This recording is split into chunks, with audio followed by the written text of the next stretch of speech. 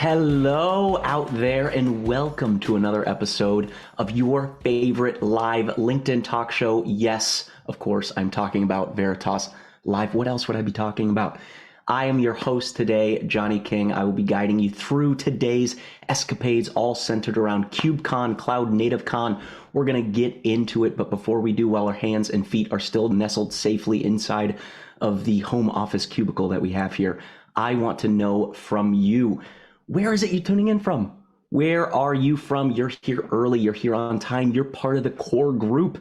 You're the people that we're trying to engage with today. So dust off that keyboard, open up that chat log, and just type in where you're from. I'm here in Central Florida, where somebody pinned a bullseye to every hurricane, tropical storm, tropical depression, whatever it may be, to just come say wave hi to us. But enough about Florida, enough about all of the wind, rain we've been getting. I want to know about you, and while you're up there in your keyboard thinking about what to type, keep the chat going, keep the engagement going. Just start spamming us with comments, because I want to hear from you what questions, comments, concerns, existential, paradoxical thoughts you're wrestling with. I want to know about all of it, and I want to just hash it out. So let's dive in. KubeCon, we all know about Kubernetes. We all know about containers and how important they are in each and every one of our environments. But a little fun fact from my Snapple cap this morning: Kubernetes container security market is actually growing to be about $8.2 billion by the year 2030. That's per Allied Market Research. So as more companies are moving toward a cloud native architecture, those same organizations are now moving toward containers for security reasons. So the market is growing and expanding. That is surprising to nobody. But now the next hurdle we're really trying to jump over is around availability and resiliency of those applications. DevOps teams are scouring for solutions that are tailor fit to their specific industry, which is one of the key themes of KubeCon last month. So I want to know more about that. I want to know about the assurance of availability and resiliency within those applications in a containerized environment. I want to know more about what other struggles the DevOps teams are looking at. I want to know what the voice of the customer was saying at KubeCon. And in order to do that, I have got a heavy hitter, one of our most esteemed guests. You know him, you love him, Dan Rodriguez, Sales Engineering District Manager here at Veritas, all around awesome guy. Dan, welcome back to the program. Thanks, Johnny. Pleasure to be back. Now, I don't know if you know this, Dan, but I believe you are our most tenured guest, being here at record three times at Veritas Live. So quick round of applause for Dan. Do I get a shirt for that, or? So when you get to 5, we're going to send you the Veritas Live blazer, maybe a bathrobe, but 3. Oh my God. But look at that. You got a standing ovation out there. Do you see that? That's awesome. Nice, nice. So Dan, are you ready to talk KubeCon? Are you ready to talk turkey? I've been waiting so long to do this. No, Dan, look, that was a trick question. I was trying to trap you. I thought you knew the drill, that we have to do an icebreaker first. Oh man. So here's what I was hearing. I get comments and messages off of this platform saying all your jokes are way too dad humor focused. Your barometer is just pegged over here into the cringe column. So I decided to back off from that and then double down again and just ask you. Everyone's got some dad jokes. Do you have any jokes that I could add to my Rolodex? Jokes that make you go, eh? Ugh. Yeah, I mean, anything like that. If you want not laughter, but more of just the odd look around the table when you say a joke, this would be the perfect one. Ready? I can't wait. What did the ocean say to the beach? I don't know. What did it say? Nothing. It just waved. Oh, Dad is back in town. I loved that. Yep. One of the ones always used in my household. Anytime you asked my dad for anything, Dad, can you make me a sandwich? It was always abracadabra. You are now a sandwich. And to this day, I believe I'm still a sandwich. Oh, and look, you got a chuckle. We got a couple of people from the U.S., the U.K., India, Seattle, Orlando, San Jose. Welcome to the program.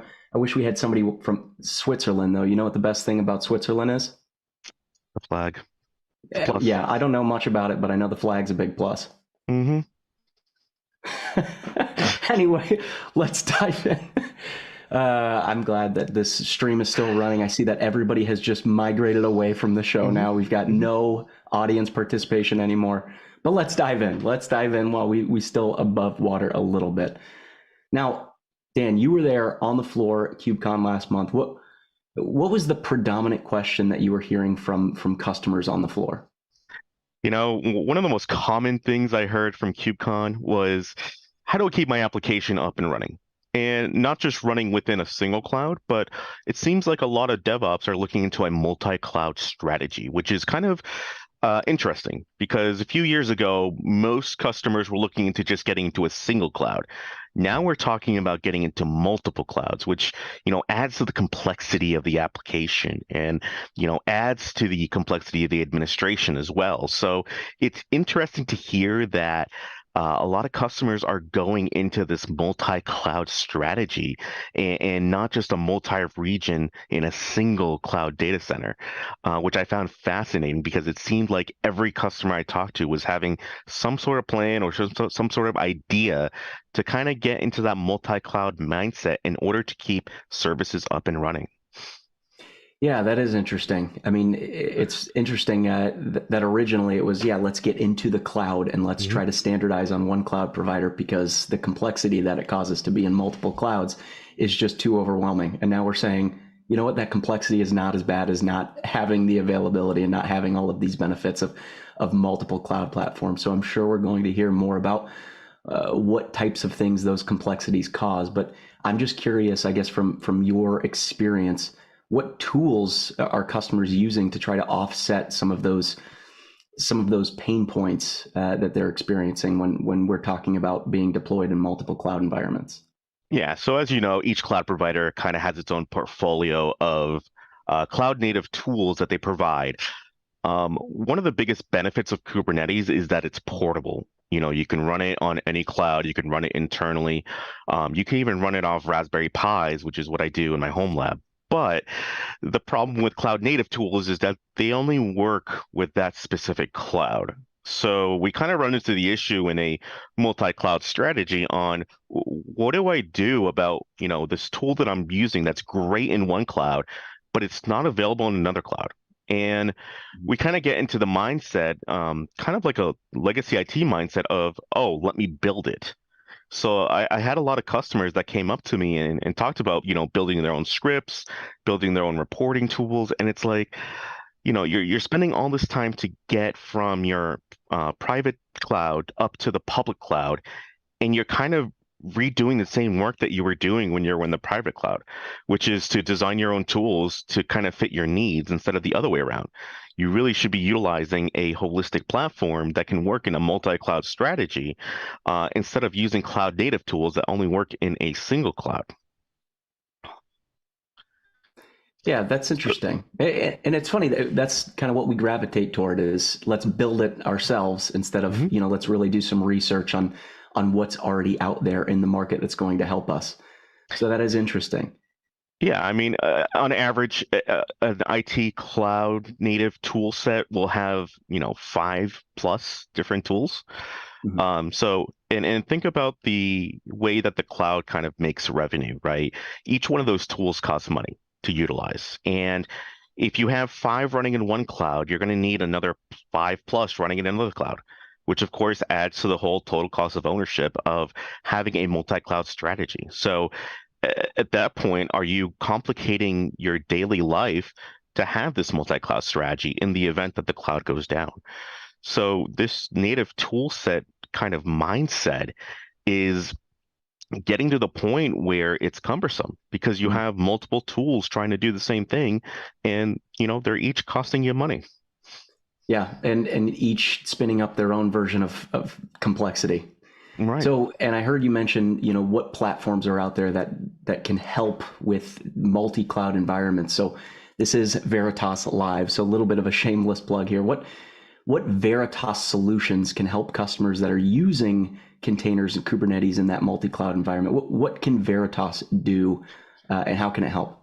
Yeah. So going back to the whole idea of availability, the first thing that Veritas can do is provide, block level replication on your Kubernetes environments. Now, When I'm talking about Kubernetes, a lot of people think ephemeral. They think it can be destroyed and be brought up, which is perfectly true. But a lot of the times, customers lift and shift their applications into the cloud. It's not natively written for the cloud. So there's this concept of persistent storage that is kind of left in the application. Think of a database or any other, a use case of application using persistent storage. Now, that persistent storage is great, but the problem is when you have a multi-cloud strategy, it's not as portable as Kubernetes is. So when you're thinking about, okay, how do I synchronize these persistent storage volumes to be able to keep my essentially my second copy in another cloud up and running so that when I have to shift over to it, it has the latest and greatest data and I'm able to shift over to it seamlessly. So one of the things a lot of IT people do, and this is something that one of the customers I talked to at KubeCon was, they built their own synchronization scripts, which, again, we're going back to the mindset of building your own tools to be able to kind of fit a multi-cloud strategy. And, building scripts is great, but it comes with its own kind of headaches. Number one, the person that built the script may be long gone. So you don't know how exactly the script was built, how it was supposed to, synchronize the volumes if it's in a complex manner. There's just so many different variables that even I professionally, when I worked in IT, inherited a ton of scripts that I was like, I'm just going to rewrite it because I don't understand what the previous author was trying to do. And again, this goes back to the whole total cost of ownership. The time I spend rewriting that script could have been utilized for something more important, right? So this is where InfoScale can come in. It can handle the replication. It has in-depth knowledge on the application itself. So what you can do is set up a cluster pair in a different cloud and replicate that persistent volume without needing to convert anything because each cloud provider has their own storage. They have their own object store. So we do it at the block level. So what we're able to do is do it behind the scenes instead of having to do any sort of conversion with the object store. Number one. Number two, we're able to automatically synchronize and automatically replicate the changes that are done to one volume to the other so that when you do have to flip over to that multi-cloud, you're able to flip over confidently and know that the application is going to start running as soon as possible. So number one, for availability, definitely InfoScale can help there. No, that's great to know. And I guess moving back to KubeCon and what was going on the show floor, was there anything that you saw there or anything that you heard while you were there traversing, talking to people, walking around that was surprising to you? What do you think was the most surprising thing that you heard or saw? I think the most surprising thing was the number of industries that were there at the show, as well as some of the panels that were done during KubeCon. So to take one example, I talked to a person that worked in the entertainment industry, trying to bring up a streaming platform. I talked to telecommunications people, trying to find out, how can we utilize your InfoScale technology in a reference architecture, because what we're trying to do is kind of copy and paste what you're trying to do with InfoScale into vast majority of networks throughout the world. And then probably the thing that shocked me the most is one of the panels at KubeCon. It was titled Kubernetes for Public Safety. And that really put a light bulb in my head. I'm like, public safety is important to everybody. It's something that everybody can relate to. And the last thing I would think of is a kind of a public safety environment going to Kubernetes. It's bleeding edge technology. When I think public safety, I still think analog phones. I still think essentially old switchboards. But it looks like the industry is, finally coming up to times, and the public safety systems are being containerized, which is shocking to me that they're going into that depth of level and that they're able to trust Kubernetes to that degree to be able to provide a public safety system running on it. Oh, that's good to hear. It used to be, you have to take 2 or 3 steps back to be as safe as possible. And Right. now we're saying, no, you can take 1 step forward. Oh, that's great to hear. So, last question, Dan. Did you have fun? Did you have fun on KubeCon? I did. It was in Detroit, so it was odd because it was about a few weeks ago. I expected snow on the ground. I expected winter Yeah. coats. It was warm.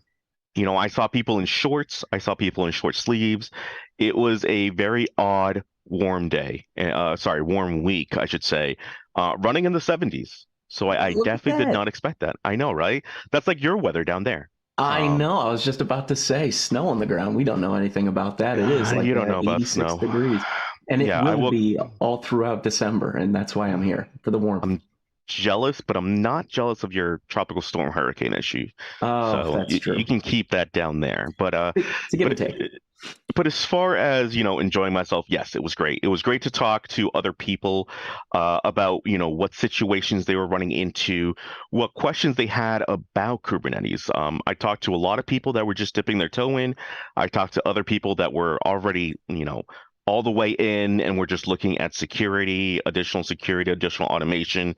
So there is a vast majority of people out there that are um, looking at Kubernetes or containerization as a whole, and they're at various degrees of knowledge, and it's just great to be able to talk to anybody and everybody about Kubernetes and what it can do for their environment.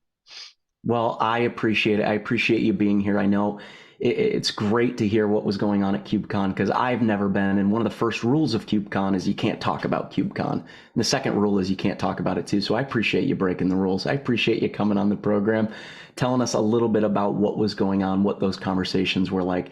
Thank you so much for your third time at Veritas Live. And again, two more times and we'll give you that Veritas Live bathrobe, buddy. It'll get shipped to your house. I'll be back. Well, thank you I'll so be much. back. And if you want to know more about Veritas's presence at KubeCon, please check out Dan's blog. He had just posted it yesterday. Veritas at KubeCon 2022 multi-cloud and multi-region availability. Dan, I'm trying to get you some clicks out there. Trying to pump up that blog post for you. Absolutely. It was a great blog post, and the best part about it is I'm able to talk about one of the conversations I had in it. So definitely worth a read. For those Easter of egg, you, yeah, yeah, trying to little keep it, breadcrumb there. what do the cool kids call it? A teaser or Oh, a little teaser. clickbait? That's what it's called now. Clickbait. Oh, what do the kids call it? It's clickbait. Yeah, we know all about clickbait. Awesome. Well, thank you, Dan. I really appreciate it. And of course, KubeCon was last month, but this month we've got AWS reInvent, which is perfect all talking about our cloud series. It's the week after Thanksgiving. We are going to be there, Veritas, in booth number 215, lucky number 215. So if you're in Las Vegas, if you're looking to get to AWS reInvent, please join us at our booth. Say hi, say what's up, pop in, tap us on the shoulder. And hey, if you tell us that you heard us at Veritas Live, we'll get you something special. We'll get you a nice little pen or hand sanitizer, a little piece of swag for you. So say hello to us there. Thank you so much for everybody out there who tuned in, who engaged with us. Thank you again for Dan. And we'll see you next time for another episode of Veritas Live. See ya.